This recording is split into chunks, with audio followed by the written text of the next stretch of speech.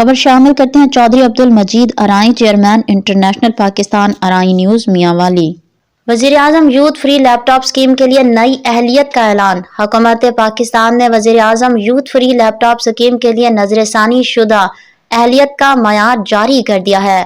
سرکاری ذرائع کے مطابق اب اسکیم صرف خالص میرٹ تک محدود نہیں رہے گی، بلکہ اضافی معیارات بھی شامل کیے گئے ہیں۔ درخواست گزار کا کسی سرکاری یا HEC سے تسلیم شدہ یونیورسٹی یا کالج میں باقاعدہ داخلہ ہونا لازمی ہے۔ یہ اسکیم اب BS، ماسٹرز، MPhil اور PhD پروگرام میں زیر تعلیم طلباء کے لیے بھی دستیاب ہوگی۔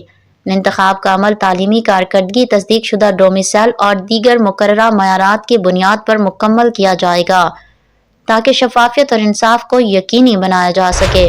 حکام کے مطابق ان اصلاحات کا مقصد طلباء کو ڈیجیٹل سہولیات تک وسیع رسائی فراہم کرنا، تعلیمی مواقع میں برابری کو فروغ دینا اور ملک بھر میں ڈیجیٹل تعلیم کو تقویت دینا ہے۔